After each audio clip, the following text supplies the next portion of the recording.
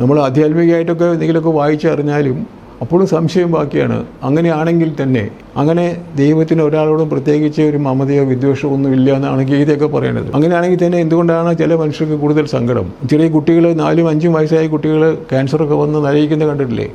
What sin they have done. ഇതിലെവിടെയെങ്കിലും ഒരു ജസ്റ്റിസിൻ്റെ അംശം ഉണ്ടോ? ഉണ്ടെങ്കിൽ എവിടെയാണ്, എങ്ങനെയാണ്?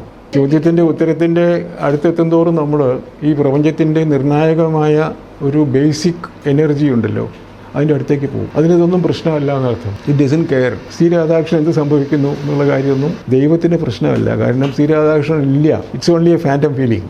ഈ വാക്കുകൾ ഉപയോഗിക്കുമ്പോൾ അതിന് ടെർമിനോളജി നോക്കാണ്ടേ ടേംസ് ഡിഫൈൻ ചെയ്യാണ്ട് ഉപയോഗിച്ചാൽ മഹാ അപകടമാണ്. മായ എന്നുള്ള വാക്ക് ഉപയോഗിക്കുന്ന ആൾ എന്ത് അർത്ഥത്തിലാണ് ഉപയോഗിക്കുന്നത് എന്നുള്ളതാണ് പ്രശ്നം. നമ്മളിപ്പോൾ തർക്കങ്ങൾക്ക് പ്രധാനമായ കാരണം എന്താ? ലോകത്ത് ടേംസ് ഡിഫൈൻ ചെയ്യാത്തതാണ്. നമ്മൾ ദൈവത്തെക്കുറിച്ച് തർക്കിക്കുകയാണെന്ന് വിചാരിക്കുക. നമ്മൾ 4 പേര് തർക്കിക്കുന്നുണ്ടെങ്കിൽ 4 പേര് ഉദ്ദേശിക്കുന്നത് 4 അർത്ഥമായിരിക്കും.